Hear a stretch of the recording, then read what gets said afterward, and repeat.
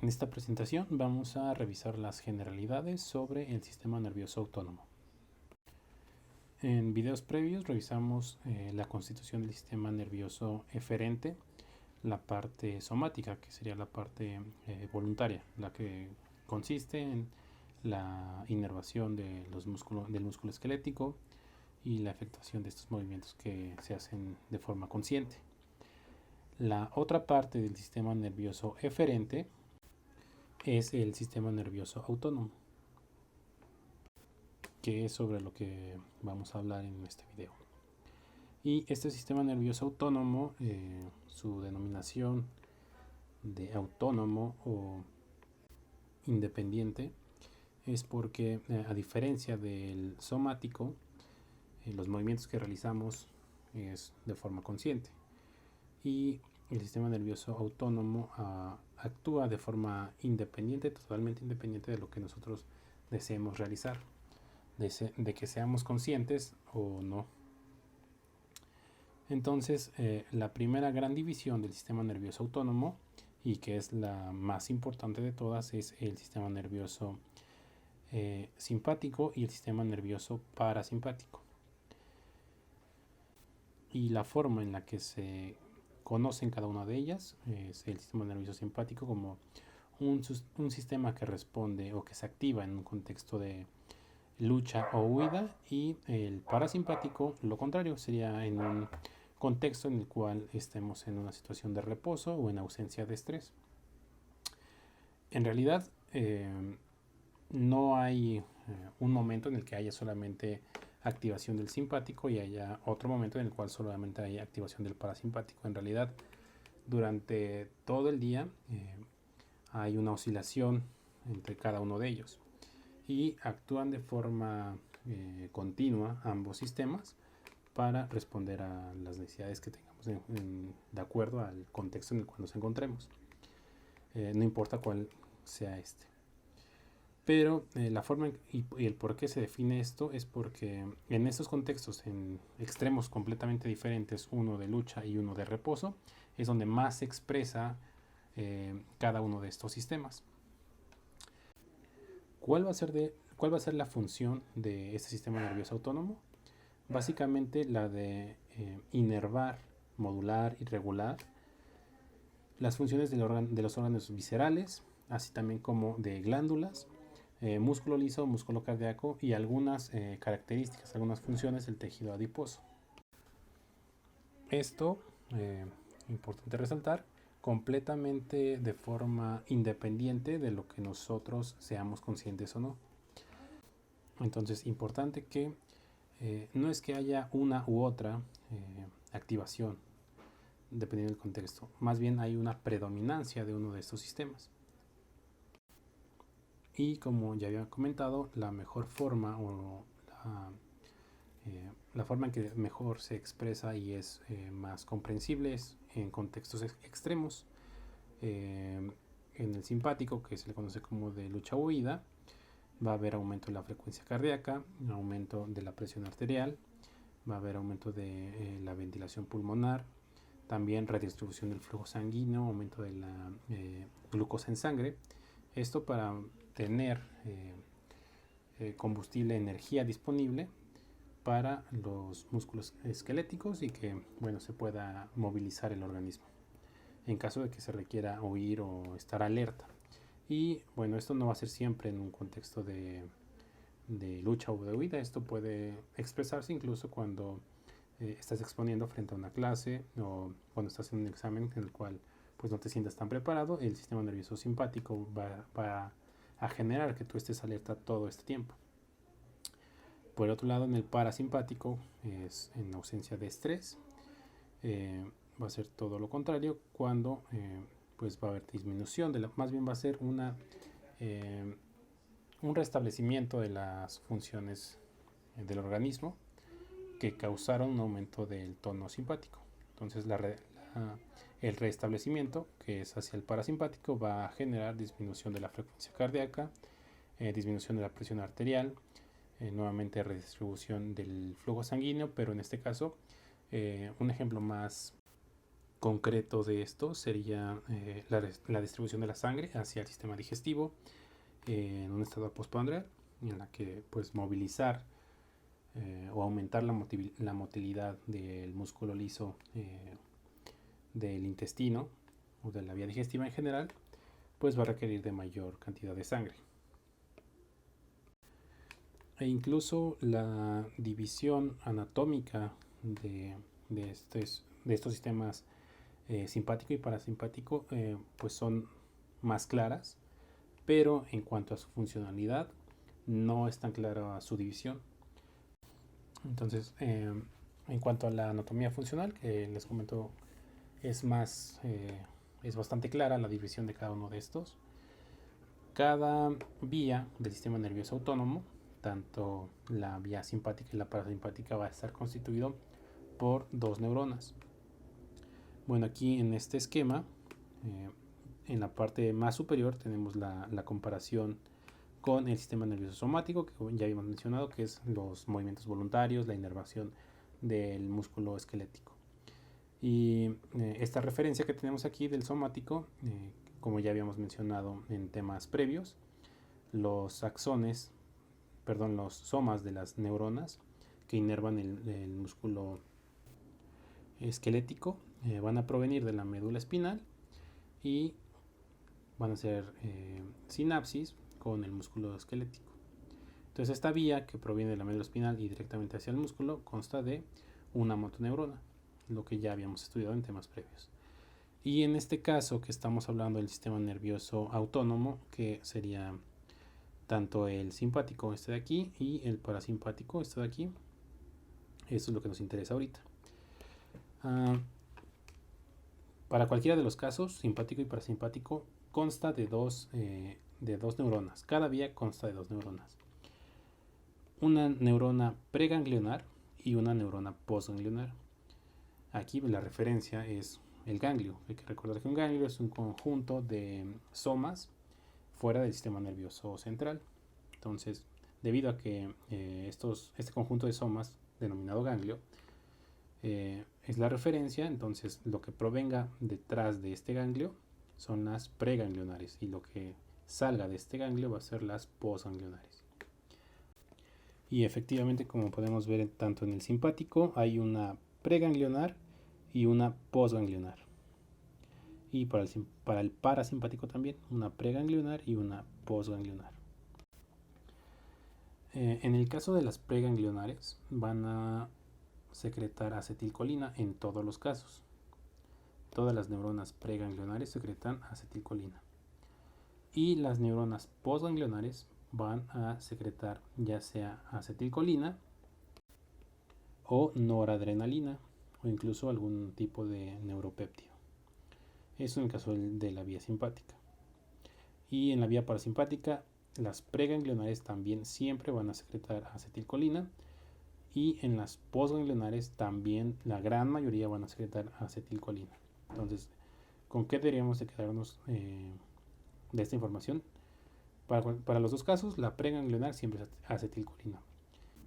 Y para la postganglionar, en el caso del parasimpático, siempre secreta acetilcolina, en la mayoría de los casos. Y en el simpático, la postganglionar secreta acetilcolina, noradrenalina o algún tipo de neuropéptido. Entonces, en cuanto a la terminología, cuando se hace referencia a una neurona adrenérgica, pues nos referimos a esto, al tipo de neurotransmisor que secreta. Y en el órgano efector van a tener receptores ya sea adrenérgicos o colinérgicos. Lo mismo para las neuronas que secreten acetilcolina, van a ser denominadas neuronas colinérgicas. Y el receptor va a contener receptores colinérgicos o muscarínicos. Hay diferencias estructurales o anatómicas tanto del sistema simpático con el parasimpático. Aquí tenemos la conformación anatómica del sistema simpático.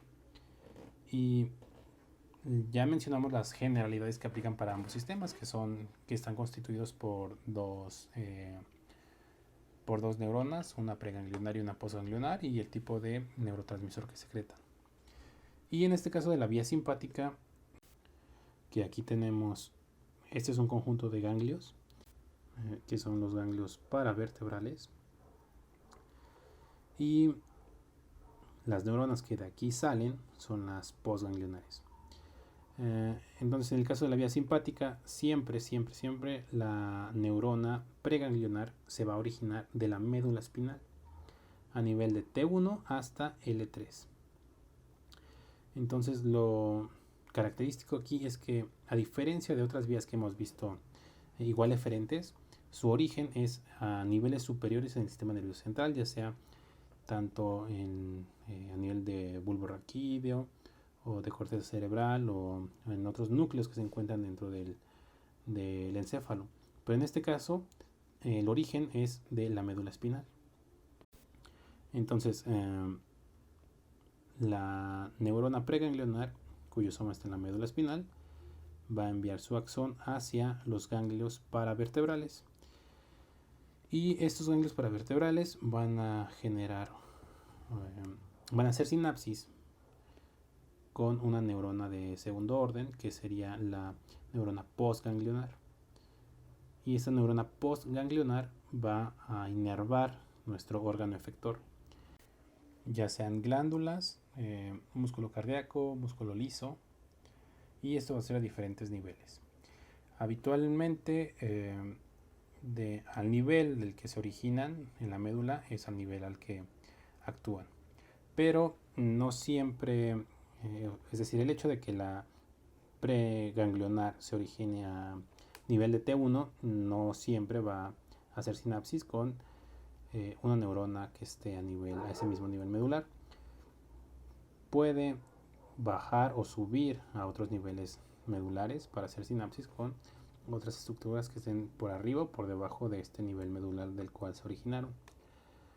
Y hay algunas excepciones en las que la neurona preganglionar no hace sinapsis con los ganglios paravertebrales, sino que hace sinapsis hasta que llega a ganglios más inferiores, como sería el plexo celíaco, el plexo mesentérico superior y el inferior.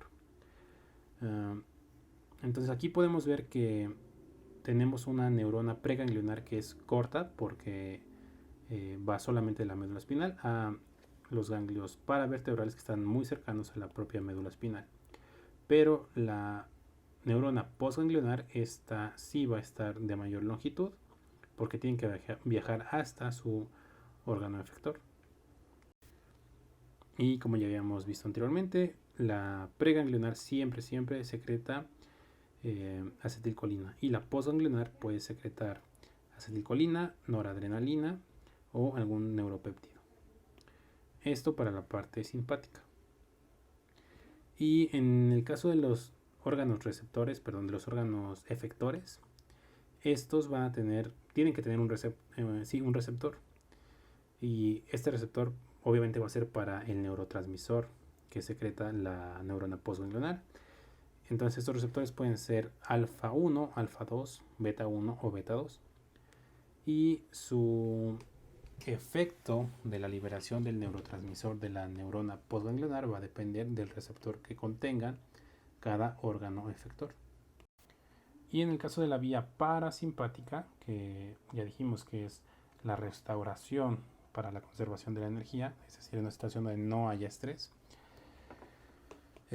su distribución anatómica va a ser diferente a la simpática. En el esquema aquí tenemos la médula espinal y aquí tenemos niveles superiores del sistema nervioso central, como el mesencéfalo, la protuberancia y el bulbo raquídeo. Esto ya básicamente está dentro del cráneo. Y para esta vía parasimpática, los núcleos de las neuronas preganglionares se van a originar ya sea de el tronco encefálico o de la médula espinal a niveles sacros.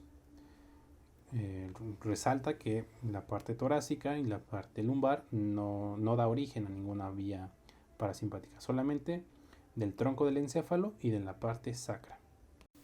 De igual manera vamos a tener dos neuronas, una preganglionar y una postganglionar. Y en cuanto a la longitud de cada uno, aquí es diferente. En el caso de la vía simpática, la anterior de la que hablamos, la preganglionar era bastante corta y la postganglionar era la que tenía mayor longitud. En este caso, la mayoría de las veces, la neurona preganglionar es la que va a tener mayor longitud, es la que va a viajar a lo largo de mayor distancia y básicamente al nivel del órgano efector es donde va a hacer sinapsis con la neurona postganglionar y esta a su vez con el órgano efector. Entonces la neurona postganglionar es la que va a tener menor longitud. Y aquí los neurotransmisores que se liberan, en el caso de la preganglionar, siempre secretan acetilcolina y las postganglionares, la gran mayoría de las veces también secretan solo acetilcolina. Yo creo que es una de las principales diferencias con la simpática, que es la que puede secretar ya sea acetilcolina, noradrenalina o neuropéptidos. Y de igual forma que en la vía simpática, el efecto que tenga la activación o la predominancia de esta vía sobre nuestros órganos efectores va a depender del tipo de receptor que contengan, que en este caso pues puedan ser nicotínicos o muscarínicos. Y es muy importante tener bien claro estas generalidades del sistema nervioso autónomo, porque a lo largo del curso, en la gran mayoría de los temas que se abordan, siempre se toca el tema de la parte que respecta al sistema nervioso autónomo. Y es ahí donde ya podemos entrar a los temas más específicos de autónomo. Pero sabiendo estos temas generales, se puede tener un gran panorama de lo que más adelante se va a llegar a ver.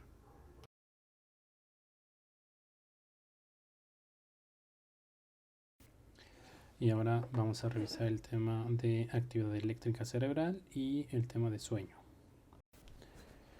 El sueño es un estado de inconsciencia en la cual, a diferencia del estado de coma, se puede despertar a las personas con estímulos sensitivos. A grandes rasgos tenemos dos tipos de sueño. Uno es denominado sueño REM, el cual se nombra así por el movimiento rápido de ojos que se genera en esta fase y de lo cual lo caracteriza. Y el sueño no REM, que pues no va a haber este movimiento de ojos. Aparte de este movimiento de ojos, tienen ciertas características que los hacen distinguirse. En el caso del sueño REM, este va a estar relacionado con ciclos que van a durar entre 4 a 30 minutos y se van a presentar cada 90 minutos. Entonces, el sueño REM va a ser en tiempo, va a ser menor en tiempo durante todo el ciclo en comparación con el sueño no REM. Otra de sus características es que el metabolismo del encéfalo va a estar aumentado hasta en un 20%. Es decir, va a haber mayor actividad cerebral durante el sueño REM. Incluso se podría comparar con el estado de vigilia, por eso es que también se le puede conocer a este sueño REM como sueño paradójico, porque hay mayor actividad cerebral. También en este sueño REM vamos a tener sueños vívidos, es decir, estos sueños en los que muchas veces incluso se puede de cierta manera tener la percepción de que se controla lo que se está soñando, como los sueños lúcidos. También el tono muscular va a estar muy deprimido y los signos vitales como la frecuencia cardíaca y la frecuencia respiratoria van a estar irregulares. Además que es más complicado despertar a una persona en esta etapa del sueño que sería el REM. Y por otro lado, en el sueño no REM, donde no hay movimiento rápido de ojos, este se va a caracterizar por ser un sueño profundo y va a ser un sueño reparador. Las ondas electroencefalográficas van a ser ondas lentas a comparación del sueño REM. Y también va a haber una disminución del tono vascular, así como de signos vitales como la presión arterial, frecuencia cardíaca y frecuencia respiratoria. Y en este caso, el metabolismo basal va a estar disminuido, es decir, todo lo contrario al sueño REM. Y como ya habíamos mencionado, estas fases de sueño REM y no REM se van a intercalar unas con otras durante todo el periodo en el que se está dormido. En esta gráfica de un sueño de 8 horas, podemos ver cómo El sueño REM, que es el que habíamos dicho que se presentaba en menor medida, va a ser un periodo de entre 5 y 30 minutos y se va a presentar cada 90 minutos. Entonces, entre cada sueño REM va a estar una fase no REM que corresponde a la mayoría del tiempo en el que se está dormido. ¿Y qué estructuras van a estar relacionadas con el sueño? Pues principalmente son conexiones entre los núcleos del RAFE, de la protuberancia y del bulbo raquídeo, que van a estar conectadas con otras estructuras como el tálamo, el hipotálamo, el sistema límbico, incluso la corteza y la médula espinal. Y estas neuronas que tienen origen en el RAFE, en núcleos del RAFE, van a estar secretando serotonina. Entonces, es por eso que se considera la serotonina como la principal sustancia u hormona relacionada con el sueño. La producción o la estimulación con serotonina induce el sueño. No se sabe con certeza cuáles son las funciones que llega a tener el sueño en los mamíferos, pero sí se ha visto mucha relación en estas funciones, como la madurez del sistema nervioso central. Es fundamental para la consolidación de la memoria, así como de los procesos de cognición, además de una función de desechos metabólicos generados por el sistema nervioso central durante la vigilia. Y en animales a los cuales se les priva de sueño durante varios días, eventualmente van a llegar a morir. Se presenta también una disminución del metabolismo, incluso a pesar de que tengan una elevación o una ingesta calórica aumentada, hay una pérdida de peso. Y bueno, sin irnos en ejemplos tan lejanos como algo experimental, me parece que todos hemos pasado por una situación en la que hemos estado con insomnio o no hemos podido dormir bien durante varias noches, y eso se ve afectado en la forma en que prestamos atención a, no sé, a una lectura, a un video, a una clase. Es bien claro cómo esto llega a afectar, la falta de sueño llega a afectar a nuestros procesos mentales superiores. Incluso en nuestros estados de ánimo nos podemos presentar más irritables. Entonces, uno de esos consejos que llegan a dar de no dormir por estar estudiando, efectivamente no funciona, porque tu consolidación de la memoria no va a ser igual, incluso pues sería como perder el tiempo nada más, porque no estás reteniendo nada de información debido a la privación del sueño que te estás provocando. Es por eso que una de las conclusiones que podemos aterrizar a nuestras vidas diarias es que para tener una buena proceso de aprendizaje, de consolidación de la memoria, lo mejor que se puede hacer es dormir bien. El tiempo que necesita cada persona para dormir varía, no siempre es lo que se dice, que se necesitan 8 horas para considerarse que se durmió bien. Esto varía mucho de la persona y también de la edad, ya que, bueno, como podemos ver en bebés o en niños pequeños, llegan a dormir hasta 6-8 horas, y ya en edades más avanzadas, personas de 70-80 años solamente duermen 5-6 horas, incluso menos, y con eso se sienten bien. No significa que van a estar cansados durante el resto del día. Entonces, sí, el rango de que se considera saludable está entre 6 y 8 horas, pero depende mucho de cada persona. Y una de las formas en que se registra la actividad eléctrica cerebral es mediante un electroencefalograma. Con este electroencefalograma nosotros evaluamos la actividad eléctrica cerebral. Como ya vimos en temas previos, la forma en que se comunican las neuronas del sistema nervioso es mediante potenciales de acción. Es importante aquí recalcar que las ondas cerebrales no reflejan potenciales de acción. Es más bien una forma, un espejo de potenciales dendríticos postsinápticos. Lo que nosotros medimos en el electroencefalograma son potenciales dendríticos postsinápticos, la suma de muchos, de miles de ellos, ya que sería básicamente imposible medir solamente el de una sola dendrita, porque esta medición la hacemos con electrodos que se colocan en el cuero cabelludo. Entonces pues se tiene que medir a través de varias capas del cráneo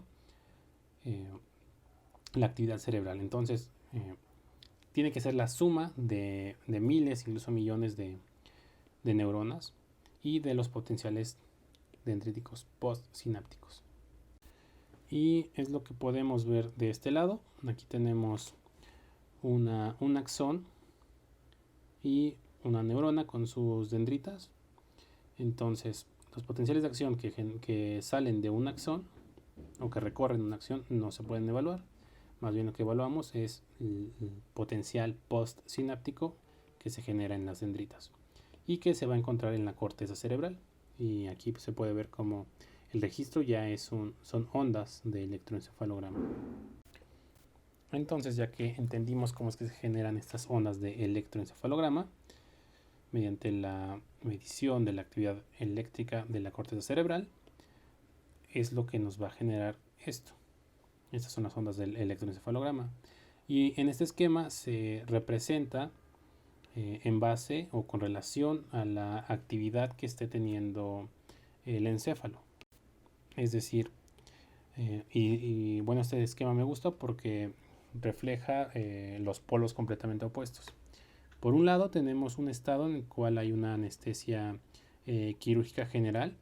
Entonces las ondas que se generan en la corteza cerebral van a ser amplias y de frecuencia baja. Y en el polo opuesto de este lado, que sería una convulsión, un estado epiléptico, donde la actividad cerebral pues va a estar súper aumentada, vemos como la frecuencia aumenta muchísimo, son de alta frecuencia, y la amplitud también va a estar, bueno, ahí puede estar aumentada o disminuida en un estado epiléptico. Pero lo importante aquí es que la frecuencia aumenta muchísimo. Entonces estos son como los dos contrastes para entender de forma más clara cómo es que funciona. Es decir, si tengo una actividad eléctrica cerebral muy disminuida, como un estado en el cual estoy completamente anestesiado, pues mis ondas cerebrales que se van a generar van a ser muy infrecuentes y de amplitud más elevada.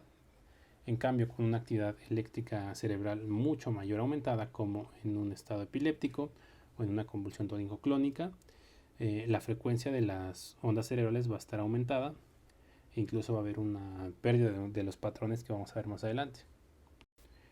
Aunque las ondas cerebrales que se generan no son iguales unas con otras en cuanto a frecuencia y amplitud, se pueden encontrar ciertos patrones dependiendo del estado de conciencia en el cual nos encontremos. En estado de despierto, de vigilia, cuando estamos tranquilos se presentan las ondas alfa. Esto, repito, cuando estamos en un contexto en el que no haya estrés, en que estemos completamente tranquilos, se presentan ondas alfa, que son de alta frecuencia y con una mayor amplitud. Y estas también se caracterizan por ser rítmicas. También en el estado de despierto, pero enfocada en una actividad específica, como el simple hecho de abrir los ojos y estar enfocados en algún objeto o recibir un estímulo luminoso, eso ya implica un grado más de actividad cerebral. Ahí en esos casos se van a presentar las ondas beta, y estas son de una frecuencia más elevada pero de una amplitud más baja, además de ser completamente asincrónicas. Entonces ya en este punto podemos identificar que las ondas características de un estado de despierto o de vigilia van a ser las ondas alfa y las ondas beta. Y en el estado de sueño, este se va a dividir en 4 fases. En la fase 1, que es esta de aquí, se va a presentar ondas de baja frecuencia y de baja amplitud, y va a haber esporádicamente espigas que se conocen como usos de sueño, que son espigas de ondas alfa. Esto cada periodo de tiempo. Y esta fase 1 va a ser un sueño ligero, donde es fácil que nos podamos despertar con básicamente cualquier estímulo. Y en las fases 2, 3 y 4, las ondas van bajando de forma paulatina. Esto en cuanto a su frecuencia, hasta llegar a la fase 4, en la cual incluso solamente va a haber 3 o 4 ondas por segundo. Y este sería el contraste del estado de vigilia, donde son ondas de alta frecuencia, asincrónicas, como en las ondas alfa, pero de muy alta frecuencia. Y en el estado más profundo del sueño, que es la fase 4, lo característico es que las ondas van a ser de muy baja frecuencia y de mayor amplitud. Y ahora vamos a ver una breve revisión sobre cuál es la función o cómo es que integra el sistema nervioso central diferentes vías o estructuras, zonas de la corteza cerebral para la comunicación, para el lenguaje.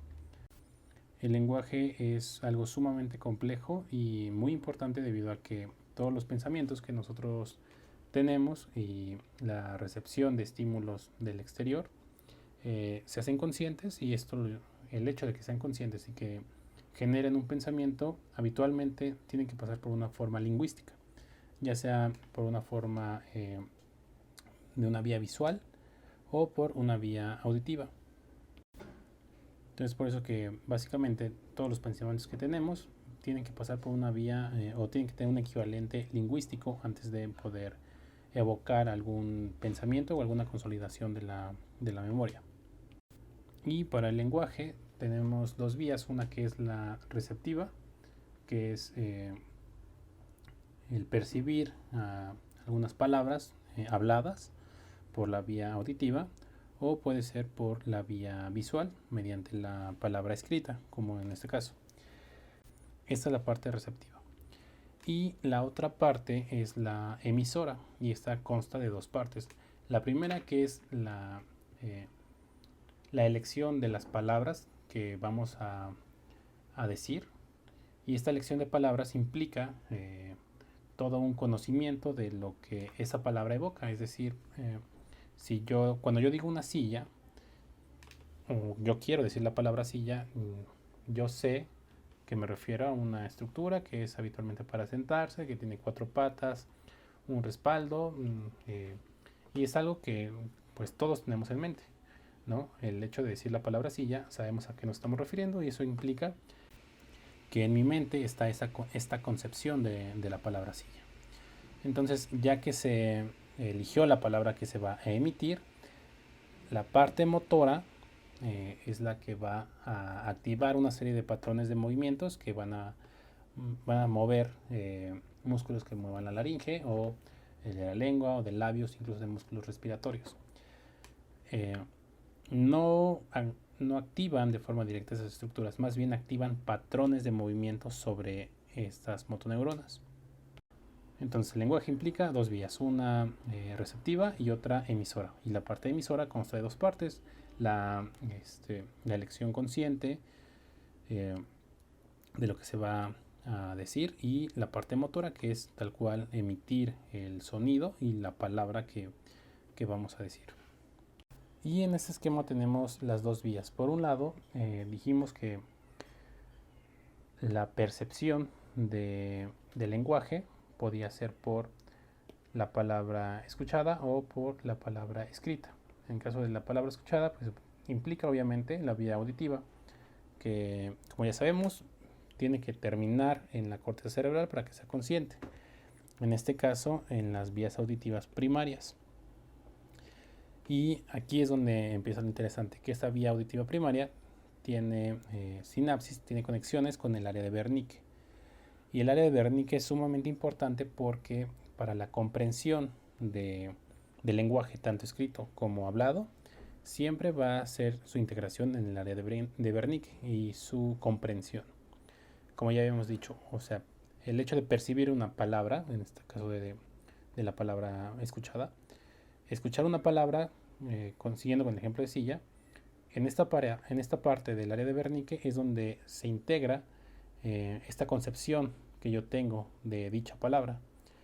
Es decir, el escuchar una palabra me evoca una figura que yo ya tengo preconcebida, y esto se genera en el área de Wernicke. Y para la palabra escrita, el hecho de leer un periódico, un libro, lo que sea, pues implica la vía visual, ¿no? En este caso, esta vía va a empezar por la vía visual primaria, que igualmente va a tener asociación con la circunvolución angular y posteriormente con el área de Wernicke nuevamente, que exactamente igual como en la palabra escuchada, en el área de Wernicke es donde se van a integrar todas estas evocaciones mentales que yo ya tenga preconcebidas de lo que estoy leyendo. Es decir, yo puedo leer la palabra silla, pero eso no me dice nada. Lo importante es el mensaje que trae esa palabra y todo el contexto que yo ya tenga previo a leer la palabra. Entonces, en ambos casos, las vías terminan en el área de Broca, en el área de Wernicke, donde se produce la integración y comprensión del lenguaje. Por eso es que es sumamente importante. Y también para ambos casos, aquí ya estamos cumpliendo la parte receptiva. Y ahora para la parte emisora, implica que el área de Wernicke tenga conexiones con el área de Broca. Que como ya mencionamos, el área de Broca es la que va a activar estos patrones de movimientos. Implica la parte motora de nuestro lenguaje. Y esto cómo lo hace, pues mediante conexiones con la corteza motora, que es la que pues, va a iniciar los movimientos necesarios para emitir alguna palabra. Y no solo con la corteza motora, también con los ganglios basales y el cerebelo. Entonces de aquí podemos inferir en qué consisten una fascia de Broca a una fascia de Wernicke. Una lesión en esta área que me generaría una afasia de Wernicke. ¿Cuál sería su principal alteración? Pues la comprensión. Es decir, se perciben de forma escrita lo que está leyendo o lo que se está escuchando, pero pues no se va a comprender porque está dañada el área que está encargada de la comprensión y la integración del lenguaje. Pero por el otro lado, la vía motora está intacta, entonces puede emitir palabras de forma adecuada, completas, con adecuada sintaxis, pero seguramente no van a tener coherencia. Y por otro lado, en una fascia de Broca, que sería una lesión en esta parte, entonces el área de Broca dijimos que era la parte motora del lenguaje.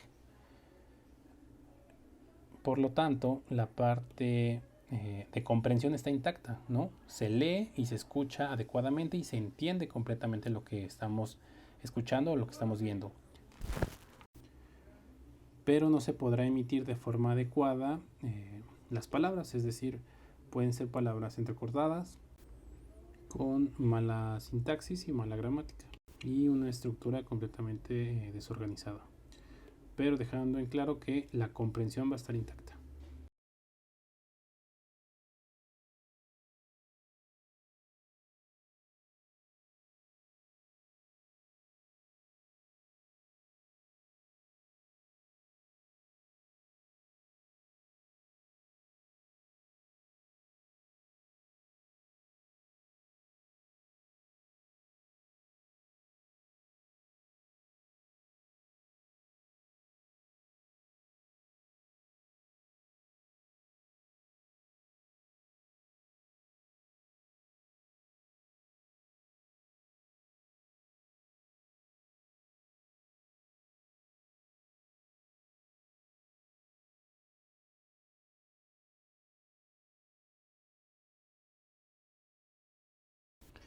Y finalmente vamos a abordar el tema de memoria, consideración de la memoria y el concepto de conciencia.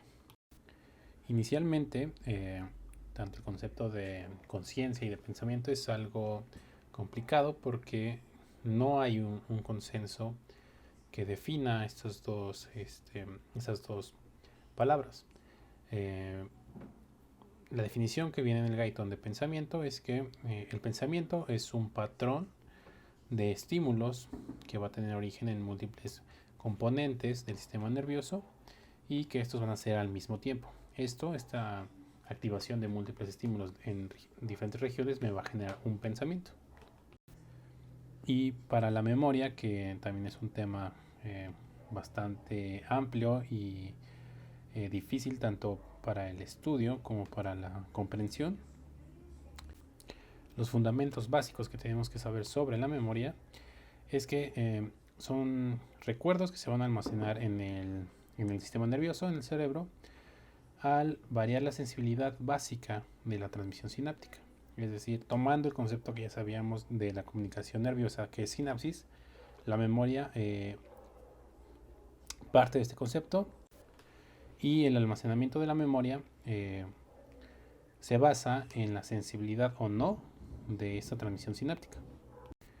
En caso de que sean vías sinápticas facilitadas, se les conoce como huellas sinápticas.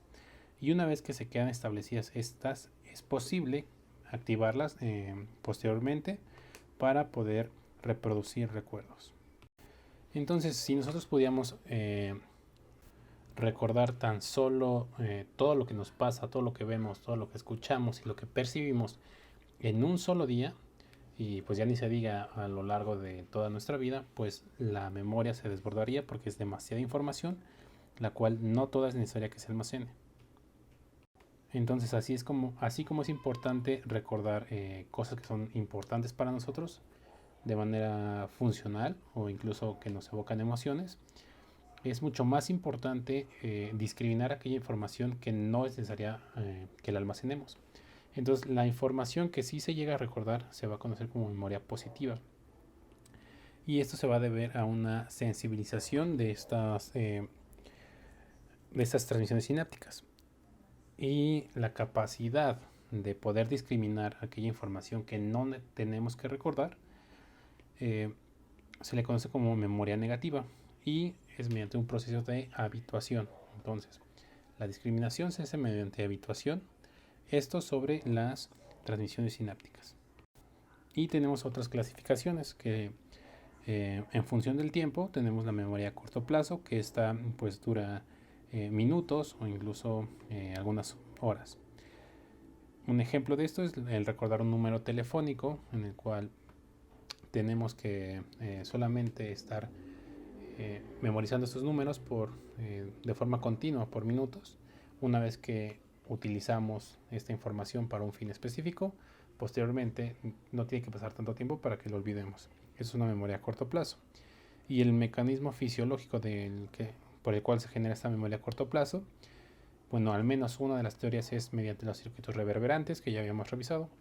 Es decir, estos circuitos de conexiones nerviosas en las que una neurona sinapsis con otra neurona y esta neurona vuelve a estimularse a sí misma.